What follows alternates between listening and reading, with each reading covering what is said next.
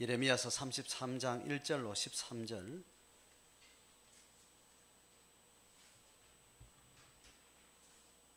같이 합독하겠습니다. 예레미야가 아직 시위대 뜰에 갇혀 있을 때에 여호와의 말씀이 그에게 두 번째로 임하니라. 이르시되 일을 행하시는 여호와, 그것을 만들며 성취하시는 여호와, 그의 이름을 여호와라 하는 이가 이와 같이 이르시도다.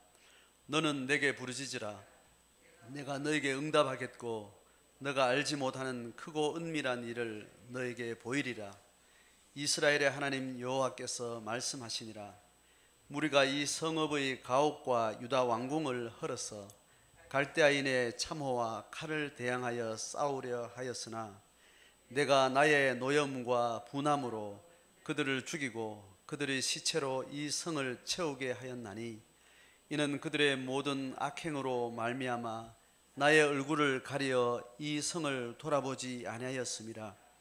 그러나 보라, 내가 이 성읍을 치료하며 고쳐 낫게 하고 평안과 진실이 풍성함을 그들에게 나타낼 것이며, 내가 유다의 포로와 이스라엘의 포로를 돌아오게 하여 그들을 처음과 같이 세울 것이며, 내가 그들을 내게 범한 그 모든 죄악에서 정하게 하며 그들이 내게 범하며 행한 모든 죄악을 사할 것이라.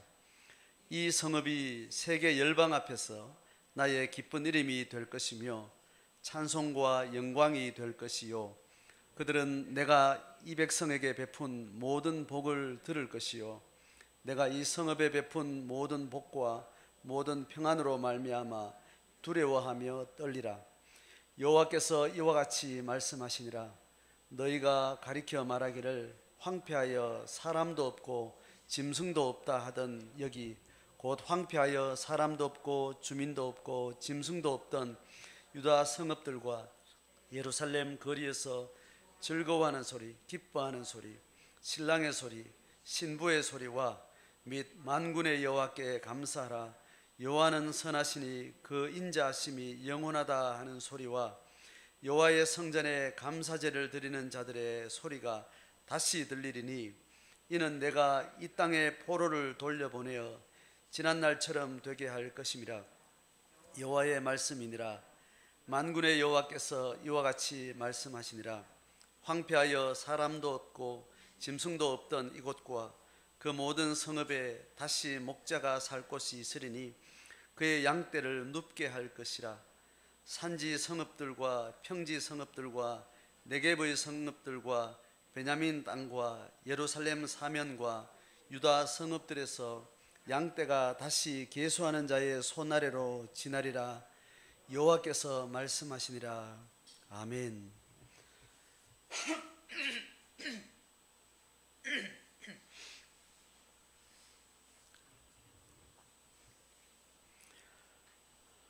예레미야 33장까지는 지난주에 32장을 그 장 전체를 다뤘는데 30장, 31장, 32장, 33장 이 흐름은 지난주 또 얘기했다시피 포로 회복의 내용을 계속 강조하는 이야기입니다. 포로 회복 이야기를 지금 여러 장에 걸쳐서 이야기하는데 그게 오늘 33장까지가 그 메시지 전체의 톤의 이제 묶음이 돼요. 그래서 33장 오늘 13절까지가 한 단락으로 좀 떼고 14절부터 마지막까지 이제 뒷부분을 이제 다음 주 할 텐데, 포로 회복 자체에 대한 스토리, 70년 뒤에 있게 될 포로 회복의 실제 상황, 예루살렘 성이 좋아지고 오늘도 여러 가지로 이야기했죠. 짐승 없던 땅에, 성읍에 비어있던 땅에 사람 소리도 없고 신랑 소리, 일상적으로 살아가는 삶의 평안한 일상이 다 없어진 그 땅에 다시 그게 회복될 것이다. 70년 뒤에 유다 땅에, 예루살렘에 또 인근 성읍들의 복원될 공동체, 사회의 일상적 회복, 이제 그것을 묘사하는 내용이 있고요. 또 그것은 또 다른 영적인 또 다른 비전을 제시한다 그랬죠. 전전주에 제가 설명하기를 지금 망해져가는 이 유다의 지금 이런 처절한 현실 앞에서 하나님이 제시하는 비전의 저 백두산 천지를 향해서 이야기를 하는데 그 앞에 뭐가 있냐면 지리산 천왕봉이 있다 그랬죠, 그죠? 지금 바벨론 제국에서 망해져가는 이 처절한 이 상황은 한라산에서 일어나는 상황이에요. 한라산에서 지금 땅은 꺼져가고 있고 역사는 완전히 이스라엘 백성들이 황폐해가는 절망, 더 이상 이제 이 역사는 이제 이 땅에서 사라지게 될 만큼 너무너무 절망적인 상황에 이 처지는 한라산에서 있는 현실이에요. 그런데 여기서 하나님이 이 현실이 이게 전부가 아니다, 저 전망을 바라고 제시하는 것이 저 북쪽을 향해서 제시를 하는데, 첫 번째는 천왕봉을 이야기하는 겁니다. 그 내용은 뭐냐 하면 70년 뒤에 다시 회복될 거라는 거예요. 다시 복원될 것이다. 포로 회복이 다시 1차, 2차, 3차에서 다시 여기에 예배를 드리고 그 하나님의 백성들이 회복된 신앙이 새로운 부흥이 되어진, 그리고 그들이 섬기던 우상이나 많은 죄성이 다 빠져가 나간 상태에서 건강한 공동체가 다시 세워질 것이라는 그 얘기가 지리산에 대한 그림이에요. 그게 최종 목적이 아니고 하나님은 그렇게 복원된 신앙을 통해서 이경륜 시대가 끝이 나고 삼경륜 시대, 신약 시대가 준비될 것에 대한 전망을 그 안에 담고 있어요. 그게 백두산에 대한 천지 못을 향해서 전망을 또 이야기를 하는 겁니다. 그 이야기는 결국 예수 그리스도를 통해서 복원되게 될 이스라엘 백성에 한정된 하나님의 백성이 아닌 전 열방을 향해서 예수 그리스도의 이름으로 몰려들게 될, 부름받게 될 하나님의 영적 공동체, 이제 그 신약 교회를 하나님의 백성으로 그림 그리고 있는 그것을 전망을 하고 있습니다. 그러니까 지금 한라산에서 지금 이 처지를 듣고 있는 이스라엘 백성들은 도대체 이 그림이 지리산에 대한 그림은 이야기 되겠어요? 지금 우리가 지금 사회가 망가지고 예배가 끊어지고 이 예루살렘 유다 땅에서 지금 다 지금 거들라고 하는 이 상황이 다시 돌아오게 될 것이라는 말은 그들이 지금 가장 갈망하기도 하고 그렇게 되지 않기를, 망해지지 않기를 원하고 그걸 계속 유지해 가기를 원하는데, 그것이 망가진다면 다시 회복되는 그 지리산의 그림은 당연히 이해가 되죠. 무슨 말인지. 또 그들은 그것이 있으니까 그것도 소망이 되는데, 그 이야기를 들으면서도 아직까지 천지에 대한 그림은 이 사람들의 어떤 세계관 안에 이해가 아직 안 되는 부분입니다. 이걸 설명하고 있는 예레미야도 완벽하게 그것을 이해하고 있지 않는 묵시적인 하나님의 어떤 계시를 통해서 이것을 비유적으로 설명하고 그렇게 하고 있지만, 이 선지자들도 완벽한 그림을 가지고 말하고 있지는 않은 그런 시점이 되는 거죠. 자, 그래서 31장에서 있었던 새 언약에 대한 이야기도 결국은 지금 이 한라산에서 겪고 있는 이 망해가는 이경륜 시대의 이 사람들의 율법의 패러다임으로는 새 언약이라는 말이 도무지 이해가 안 되는 상황에 있는 거예요. 그렇지만 우리가 지금 겪고 있는 언약을 파괴시키고 있는, 이렇게 역사적으로 망가지게 된 자기들의 처지에서 또 다른 대안을 하나님께서 준비하고 계시다는 어떤 이런 정도로 이해를 하고 있겠죠, 그죠? 그렇게 이야기하고 있는 차원에서 오늘 13절 이야기는 지리산에 대한 이야기를 하는 거예요. 지리산.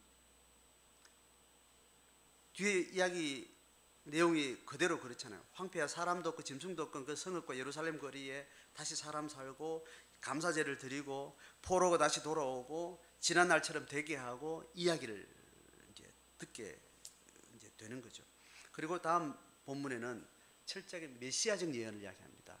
다윗 이야기를 하면서 결국 다윗 왕권에 대한 것은 이 왕조 다윗 왕가를 이야기하는 것이 아니라 다음 주에 자세하게 이야기 이제 나오는데, 다윗의 영적인 왕권을 이야기하는, 결국은 예수 그리스도를 지향한 이야기를 이제 뒷부분에 이야기를 하면서 포로 회복에 대한 하나님의 청사진의 예언이 그렇게 정리가 되는 거죠. 자, 그래서 오늘은 그동안 계속 반복했던 이야기이기도 하지만 그 이야기를 다시 한번 이제 이야기를 하고 있습니다. 자, 그래서 계속 앞에 본문들에서 계속 포로 회복에 대한 이런 단서 이야기는 계속 했던 말들의 반복이기는 해요. 그런데 오늘 이 본문에서만 유독 말하고 진술하고 있는 그 내용을 따라서 오늘 메시지를 우리가 들어보면 좋겠습니다. 자, 1절부터 보겠습니다. 1절, 예레미야가 아직 시위대 뜰에 갇혀 있을 때에 여호와의 말씀이 그에게 두 번째로 임하니라. 자, 첫 번째는 뭐였죠? 32장에 야 예레미야야, 네 사촌이 와가지고 땅 사라 할 거다. 그럼 네가 그 땅을 사라. 그래가지고 이렇게 해라. 이제 그게 33절에 토지를 이제 사게 되는, 그게 하나님이 직접적으로 감옥에 갇혀 있는, 시위대 뜰 안에 갇혀 있는 예레미야가 와서 했던 예언이었죠. 자, 오늘 이야기는 이제 또 한바탕 이야기는 이제 2절부터 이야기를 하는 겁니다. 자, 2절부터 보면 여호와의 말씀이 그에게 이런, 그 하나님의 직접 하시는 말씀입니다. 일을 행하시는 여호와, 그것을 만들며 성취하시는 여호와, 그의 이름을 여호와라는 이가 이와 같이 이르시도다. 자, 지금 2절의 이야기는 하나님 자신에 대한 이야기를 하고 있습니다. 여호와라는 이름이야 지금 이스라엘 백성들이 당연히 알고 있는 그 하나님인데, 그 하나님을 어떻게 형용하고 진술하는가 하면, 어떤 하나님으로 수식하는가 하면 일을 행하시는 여호와, 또 일을 만들어낸다, 이건 창조하는 거고, 그리고 성취하는 여호와. 참, 이 일을 행한다, 그것을 만들고 성취한다는 다 긍정적인 이야기예요. 그런데 지금 이야기를 듣고 있는 예레미야와 이 예레미야가 뜰에 갇혀 있는 이 시점에 유다 백성들은, 그들이 맞이하고 있는 역사적 현실은 뭐예요? 만들고 성취하는 것과 반대되는 이야기죠. 뽑히고 무너뜨리고 거들나고 없어지고, 이제 그런 역사를 지금 가장 악한 모습으로 최악에 갈 때까지 간, 이거보다 더 악할 수는 없다라는 현실을 지금 앞에 마주하고 있는데, 그 현실을 맞이하고 있는 이스라엘, 다시 유다 백성들 앞에 하나님은 어떤 하나님으로 묘사하는가 하면 성취하고 만들어내고 일이 되게 하고 뭐 이런 이야기를 한다는 거죠. 자, 이게 이제 오늘 하나님이 이스라엘 백성들에게 하는 메시지고, 모든 역사를 살아가는 하나님의 창조 세계에 죄로 신음하는 무신령들과 모든 영혼들이 겪게 되는 현실 앞에서 하나님은 어떠한 분으로 그들을 만나 주시고, 어떠한 하나님의 어떤 역사적 섭리를 가지고 우리를 만나 주시는지를 설명하는 중요한 표현이 되는 거죠. 자, 그렇게 굳이 그 여호와라는 이름을 이야기하면서, 그 이름은 바로 이러한 분으로서의 하나님의 어떤 신분, 또 하나님의 정체성, 그것을 담고 이제 이야기를 합니다. 자, 그리고 나서 3절에 같이 읽어봅니다. 너는 내게 부르짖으라. 내가 너에게 응답하겠고 네가 알지 못하는 크고 은밀한 일을 보이리라. 자, 지금 이 하나님이 그렇다고 이야기하는데, 그 현실은 전혀 이런 하나님과 전혀 다른 현실을 안고 있는 이스라엘 백성들이 어떻게 하나님과 관계하느냐 했을 때, 하나님의 주도하시는 섭리 속에, 하나님이 만들어 가시는 구원 역사 속에, 그 하나님의 역사에 밝은 또 적극적인 주도적인 방식으로 하나님의 역사에 콜링을 받는 하나님의 백성들은 어떠한 방식으로 하나님을 만나는가를 오늘 지금 이 3절에서 이야기를 하는 겁니다. 하나님이 계시고 타락한 인류와 모든 죄에 완전히 빠져버린, 잃어버린 피조 세계는 철저히 이렇게 다른 처지 가운데 있는 겁니다. 일단 하나님의 관계 안에서 이탈된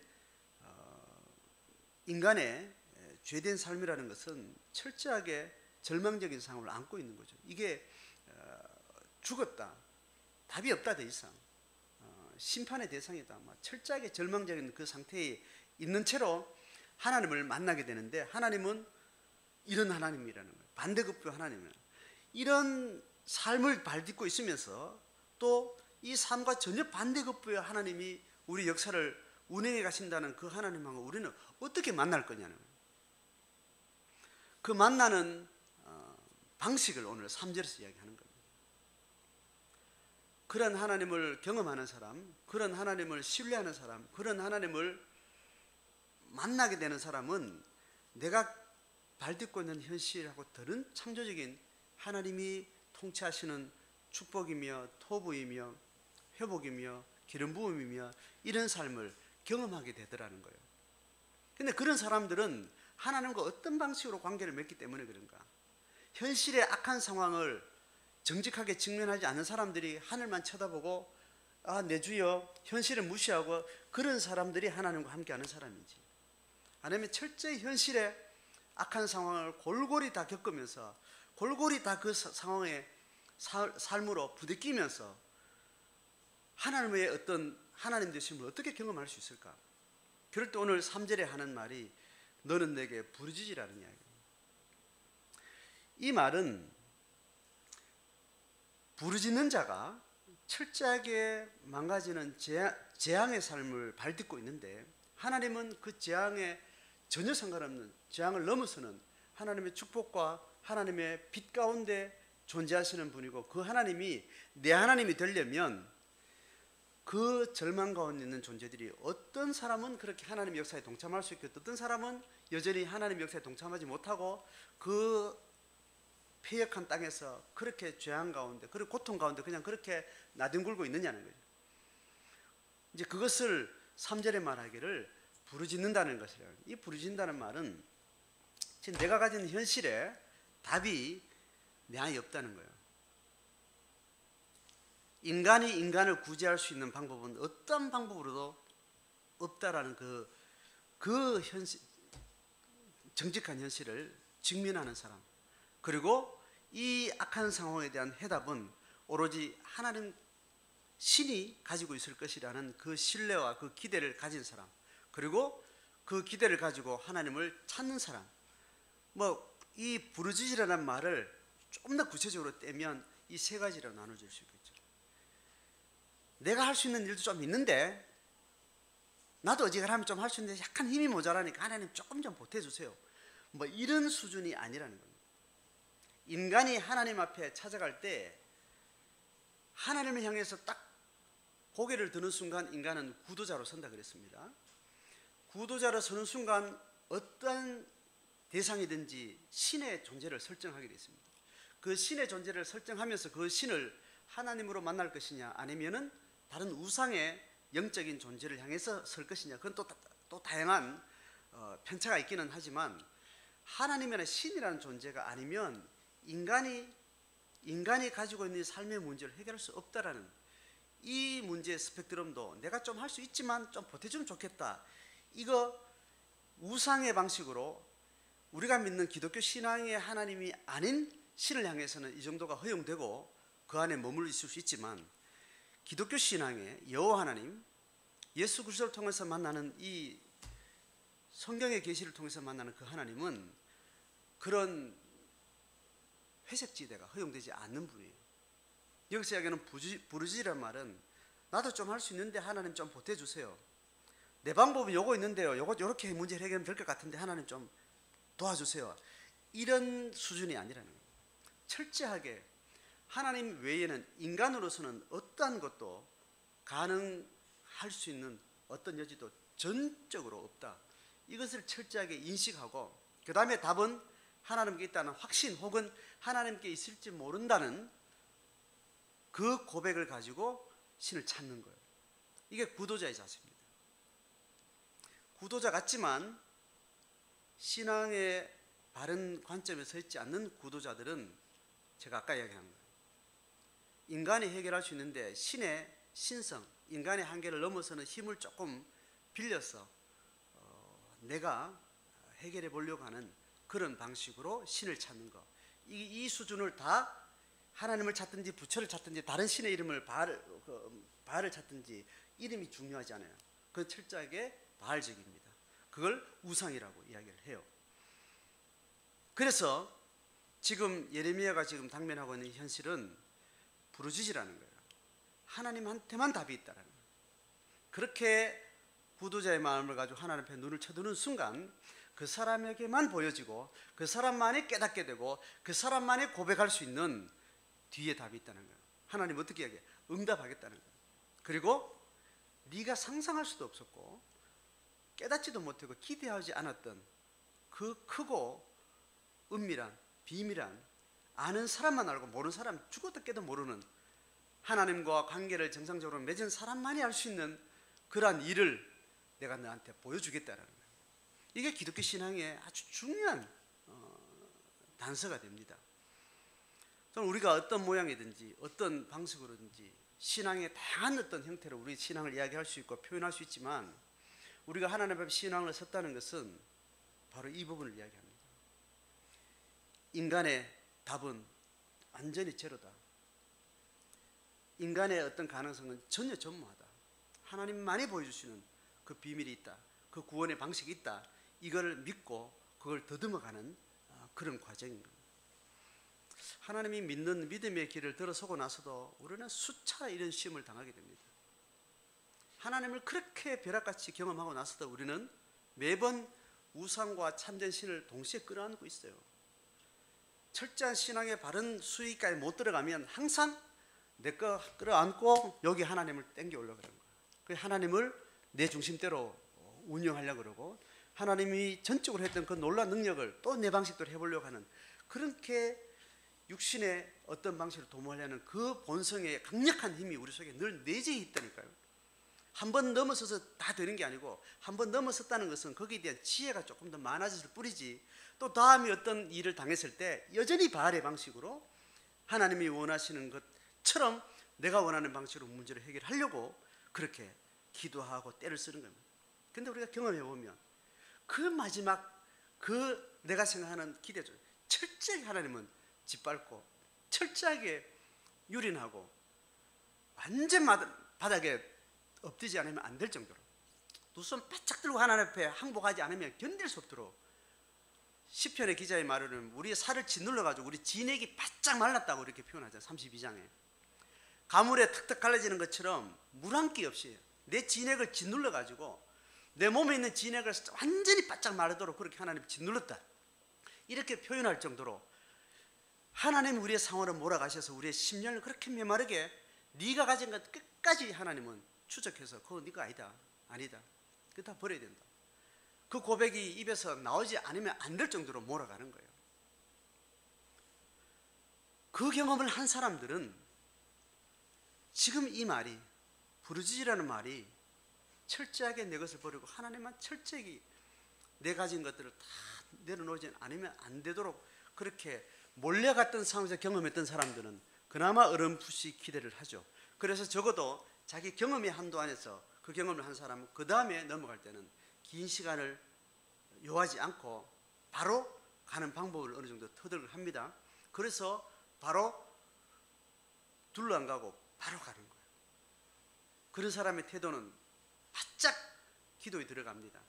바짝 금식을 합니다. 바짝 자기 욕망의 끈을 탁 끊는 식을 적극적으로 하게 돼요. 경험한 사람들은 수가 보이기 때문에 내가 이렇더라, 나는 이런 식으로 반응하더라, 이렇게 질질 끌고 미련을 못 빌어서 그 자기 기질에 계속 하다 결국은 안 되더라는 것들을 경험하고 나서는 이번이 만만치 않은 싸움이 될 것 같다는 생각이 딱 오는 순간 바로 자기 꼬리를 내리고 하나님 앞에 바로 들어가는 그런 어떤 경험에 의해서 경건의 어떤 훈련들이 그렇게 만들어지는 거죠. 자, 우리에게는 이런 경험을 통해서 이런 고백이 가능하고, 그 고백이 또 경험한 사람에 의해서 그것이 또 공감이 되는 그런 사실이 있는 거죠. 지금 3절은 바로 그 이야기를 하고 있습니다. 자, 그래서 부르짖으라는 이 부르짖음에 대한 마음이 아직까지 유다 백성들에게는 없는 거예요. 없으니까 지금 얘들이 지금 하는 거 보세요. 이스라엘 하나님 여기서 말씀하시고 4절의 이야기입니다. 무리가 이 성읍에 가옥과 왕궁을 헐어서 갈대아인의 참호와 칼을 대항하여, 이 말은 뭔가 하면 바벨론이 지금 제국이 쳐들어 들어왔는데 끝까지 버텨서 이겨보겠다고, 이 성을 지켜보겠다고 끝까지 버티는 거예요. 이런 자세를 취하고 지금 싸우려고 지금 하고 있는데, 이 상황에 예레미야가 시드기야 왕한테 대왕이시여, 아닙니다. 100년 동안 지금 이렇게 지금 내리막길을 걸어오고 지금 북왕국도 그래됐고 이제 5분에 우리 순서인데, 이 순서인데 하나님이 이 섭리 가운데 이야기하고 있는 게 지금 여러 이미 핍박받아 죽어간 많은 세대들 이야기가 그 이야기인데 아직까지 정신을 못 차립니까? 제국 앞에 하나님이 지금 두 손 들고 항복하라고 이야기하지 않습니까? 항복해서 전쟁의 피를 흘리지 말고 그들이 집에 가운데 들어가서 우리가 가진 거 다 뺏긴 채로 철저하게 광야에서 하나님 앞에 새롭게 태어나라고 하나님께서 이것을 계속 준비시키라고 하는데 왜 이러다가 싸우고 있습니까? 하지 말라 이렇게 하니까 마음에 안 드니까 이제 시위대들이 지금 가다 놓은 것 아니겠어요? 이 상황에 지금 예레미야에게 하나님이 하시는 말씀이 이 유다가 지금 그렇게 하고 있다. 여전히 싸우려고. 인간이 겪게 되는 삶의 어려운 상황이 생겼을 때, 물리적으로 여러 가지 어려운 문제가 생겼을 때, 그 문제가 오면 문제 해결을 늘 문제가 오면 그 문제가 그 드러난 문제, 돈이 없으면 돈 벌고, 아프면 병 낫고, 뭐 안 되면 되게 하고, 밖에 일하는 물리적인 육의 영역 안에서 뭔가 일을 성취해내고 문제를 해결하는 그런 방식으로 사고를 해오고 신앙을 해오고 기도를 해오고 일처를 해온 사람은 안 된다는 좌절을 자체를 하나님의 축복으로 전혀 이해를 못하는 거예요. 인생에 한 번도 밑바닥에 아주 짓밟히는 좌절을 겪어보지 않은 사람은 그 좌절은 철저하게 하나님 나라를 버렸다고 인식을 하는 거예요.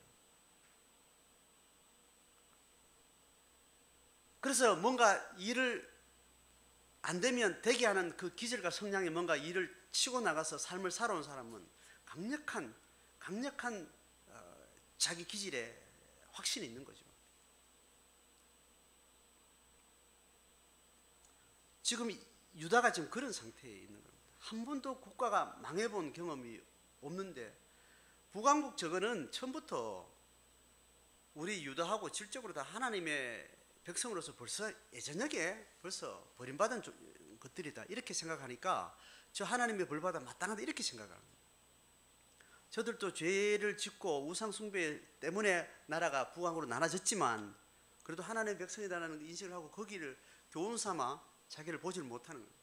그래서 하나님의 떳떳한 백성이라고 자부하고 있는 유다 백성으로서는 하나님은 우리를 절대로 망하게 아니할 것이라는 이 철저한 틀 속에 갇혀 있는 거예요. 그러니까 지금 끝까지 싸우는 것이 하나님의 뜻이라고 생각을 하니까 절망과 좌절을 통해서 물리적인 또 물질적인 어떤 한계가 온 상태에서 다른 차원의 하나님의 영광과 은혜와 하나님의 복이라는 것을 경험을 안 했기 때문에 이 방식으로 이렇게 가는 거죠.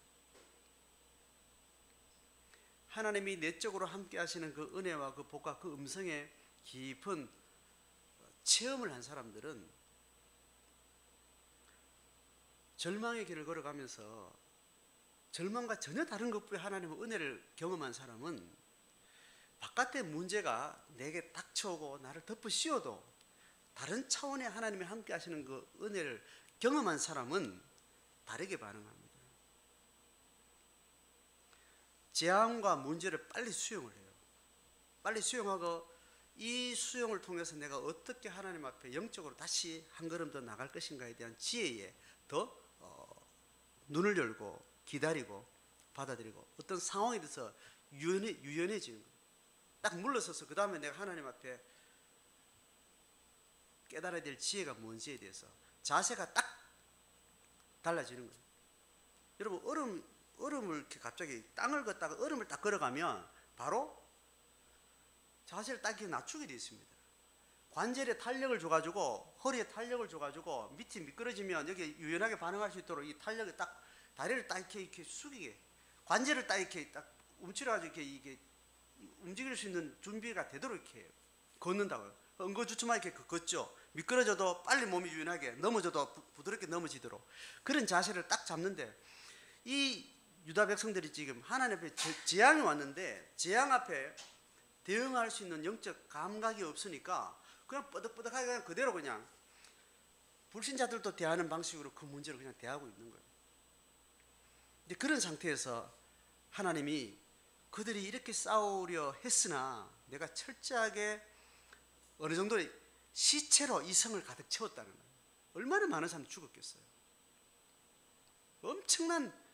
엄청난 재앙의 아주 지옥 같은 현실이 그 성 안에서 각종 성읍에서 일어났던 거죠. 피로 물든 유다 땅이 되어버린 거예요. 자, 그 상황을 이야기하고 나서 하나님이 이것에 대한 회복에 대한 이야기를 쭉 이야기하는 것이 13절까지. 오늘 이 내용은 아주 심플한, 우리가 이미 계속 반복된 어떤 역사 상황을 지금 듣고 있고, 또 하나님이 지금 계속 말하는 큰 전망으로 전체적인 합리적인 어떤 이해를 우리가 가지고 있는데, 우리가 우리 삼경륜 시대에 하나님이 새로운 삼경륜 시대의 새로운 신약 시대를 열어가는 그 신학적 전망, 그것에 대한 이해가 이 본문 안에 큰 흐름 속에 담겨 있으면서, 동시에 집단이든지 개인이든지 하나님 앞에 신앙의 태도를 가지고 살아갈 때 가지는 여러 패턴들을 우리는 이 유다 백성들의 어떤 역사의 흐름 속에서 우리가 우리를 돌아보게 되는 겁니다. 다시 돌아가서 예레미야에게 직접적으로 이야기하는, 하나님은 일을 만드시는 분이지 절대로 망가뜨리는 분이 아니라는 이 신뢰가 분명히 하면, 그러면 답이 하나님께 있다라는 그 신뢰를 가지게 되고, 그러면 적어도 내가 설정하고 있는 답의 모든 가능성들을 그대로 내려놓는 이런 자세들이 우리 가운데 필요하고, 이런 사람들이 빨리 하나님에 대한 지혜, 이 세상에 대한 지혜, 하나님이 일을 만들고 성취해내고 문제를 해결할 수 있는 솔루션의 지혜들이 풍성하게 일어나는 겁니다. 문제를 적어도 해결은 하지 못해도 문제 해결될 때까지 내가 뒤로 빠져서 내가 어문 짓을, 문제를 다 망가뜨리고 더 악하게 혼란스럽게 하는 그 짓은 안 하게 됩니다. 우리가 여러 모양으로 여러 방식으로 신앙의 열심으로 가지고 있다고 우리가 뭘 하면서 매번 문제를 해결하기보다는 문제를 망가뜨리는 상황들이 우리 속에 매번 있는 거예요. 하나님 끊임없이 하나님의 지혜 앞에 서라. 네 죽어야 된다. 이거 지금 하나님 모르는 사람 보고 이야기하는 게 아니에요. 지금 하나님 모르는 사람 보기에는 안 됐다, 너는 버림받은 사람이 아니라 계속 그 이야기하고, 예수님의 가르침이나 신약의 가르침 보면 이미 하나님을 고백한 사람들한테 정신 차려라, 자다가 깨라, 분별해라, 네가 죽어야 된다, 계속 그 이야기를 하는 겁니다.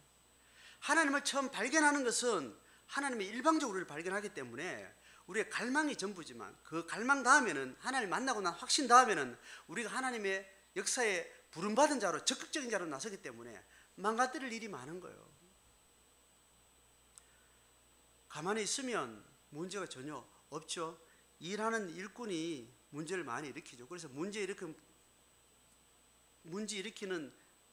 사람 보고 너 좀 문제 일으키지 마라, 이제 그렇게 이야기하면 그걸 반대로 이야기하는 분이, 문제 일으키는 건 전혀 문제 아니다, 문제 일으켜서 배우는 것 아니냐, 문제 일으키지 않는 것은 아무것도 안 하는 거다, 문제 없는 사람은 잘해서 문제 없는 게 아니고 아무것도 안 하니까 문제 없는 거지, 이렇게 말하는 것처럼 하나님의 사람들은 늘 문제가 있는 거예요.